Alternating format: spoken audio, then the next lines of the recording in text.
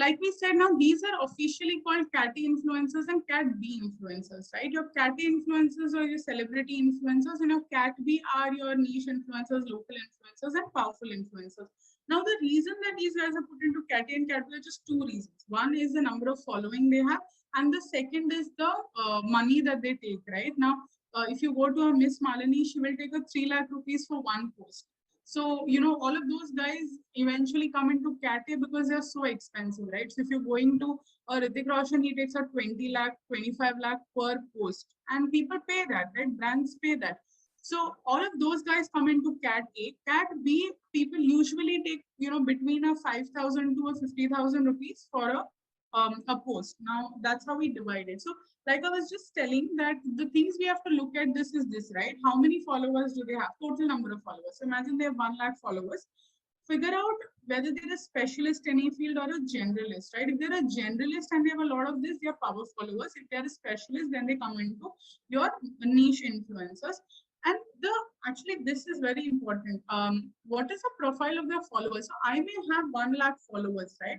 But who actually are my followers? Are they people who are which cities are they from, what age group are they from, what gender are they? All of these things have to be, and we have to track these things when we go to influencers. If you're going to an influencer management agency, right, then you will get all of these details. It's literally like how you have a biodata or a resume. You will get all the details about the person, saying 30% of their customers are mothers, or 40% of their of their followers are people who are between 24 to 34. You will get that kind of breakup when you go to an influencer management agency.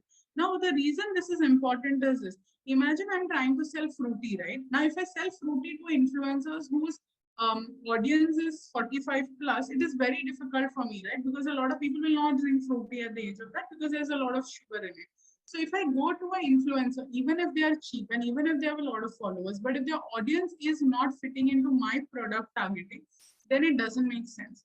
Now the engagement rate, like I was saying, take the last 10 posts of the influencers, see what's the engagement rate, right? Average engagement rate, and see which are the type or categories of posts which have the highest engagement rate. And as a brand, ask the influencer to weave their content around that category. So if you are selling, nachos, right?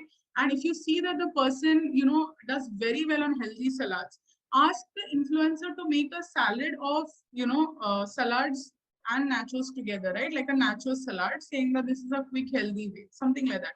So make the person, use the person's strength when you're getting them to make the post. Now, like we were saying, when we are, I think it's not here actually. 1 second.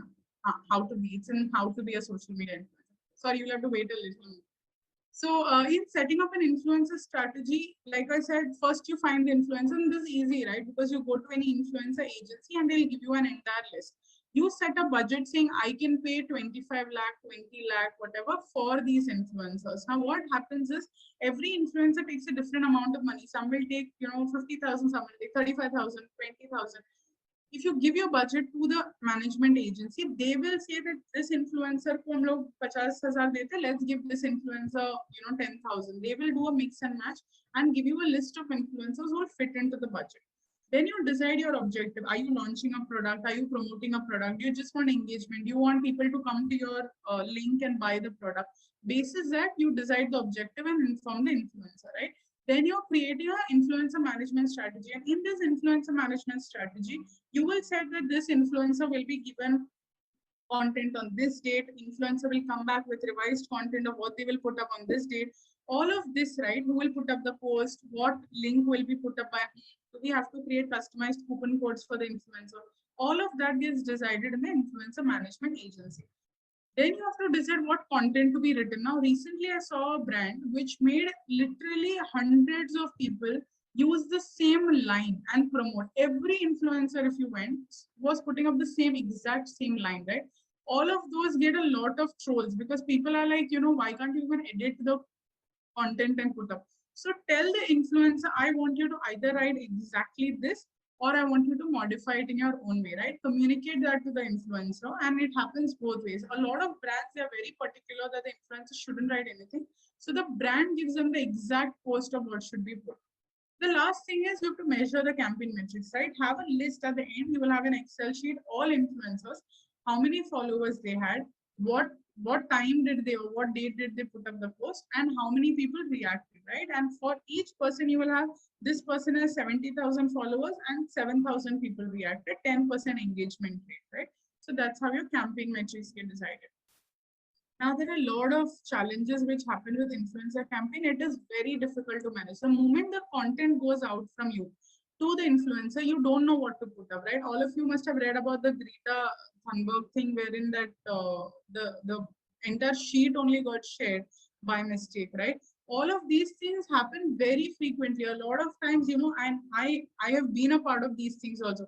The influencer will copy paste your entire line. It will say this is what has to be put up, or put up this post. And there's a line, right? They will copy it from put up this post and the entire line, and they'll copy paste it and put it up. And this is very, very common because influencers, they do everything in a hurry, and they put up and they copy paste it. They don't check after they put it. A lot of, and because they have so many followers, they get a lot of engagement. And then after that, someone will go and tell the brand or tell the person that, yeah, you've put this wrong, right? So all of those things happen and it's very, very difficult. However, the biggest challenge that we face with influencers is we don't know how many of their followers are fake, right? If you see, Twitter, Instagram, all of these guys have tools where you can go and see how many of the followers are bought and how many are true. Now it's still a little lesser because all of these platforms like your Insta and all, they do a regular cleanup of bots, but it is still something where you can pay for followers and buy, right? You will, if you go to these platforms, it will say follow me and I'll follow you back, right? So there are a lot of these followers who are not real customers. What also happens is because influencers content is organic and not paid, and platforms, like a Facebook and Twitter and Instagram will always promote paid products. A lot of times influencers put a post, but it doesn't come on top, right? Because your brand ad or your brand post will come up. So the influencers post reach and engagement has gone down in the recent years. Now there are a lot of other things, but one of the most important thing which I have seen is, like I was saying, if an influencer is associated with a brand, right, and if they're promoting a particular product, if they get embroiled in a controversy, then the entire blame goes on the brand because it says that the brand has done something. For example, and this is not an influencer campaign, but when Saurav Ganguly had the heart attack, he was promoting a Saffola oil, if I'm not wrong, which was for heart, right? And a lot of people went back and said because he had that oil, that is why he got a heart attack. So, and it was getting trolled continuously for 2 days. Everyone was tagging the brand and, saying that because of your brand and because Saurav has your oil, right? And that's why he got a heart attack. So all of those things are very common in influencers. One of the most important things we have to do then is to distribute our risk, right? Have multiple influencers. It's not like a celebrity campaign anyway, right? Where you have to have only one. So have a list of a minimum of 5 influencers. So you're distributing the cost. So even if one influencer, screws up, you still have 4 influencers who have your back. Now there are, like I was saying, pros and cons of this. Cons is the influencer makes mistake, celebrities become too big, right? So if it's a Saif Ali Khan and Kareena Kapoor, you may see what they're promoting, but in the end you're looking at their post, right? You're looking, so if Kareena Kapoor is wearing a watch, right? You are looking at Kareena Kapoor more than you're looking at the watch. You will see that she wears this watch, but your focus is more on the celebrity. So the moment you have celebrities because it's not focusing on the product, right? And that's one of the other differences, that when it's an advertisement, it ends with a photo of the watch. It shows you some features. All of that happens if it's an ad, right? Like a celebrity ad. However, if it's just an influencer campaign, then it is just a part of what they are, right, or what they're doing. So the watch is just on the side. So the focus is more on the celebrity than the watch. You're looking at what she's wearing or where she is more than the watch. So that also happens a lot. The other thing is, like I said, because they usually go for diversification and having multiple, different types of celebrities or influencers. What happens is these guys are promoting many more products, right? The guy is promoting something today and promoting something tomorrow. So because of that, people aren't able to associate this person with a brand. They don't even remember. So it's a little difficult for us to control that because you can't tell a influencer not to take other brands. So that's something we live with.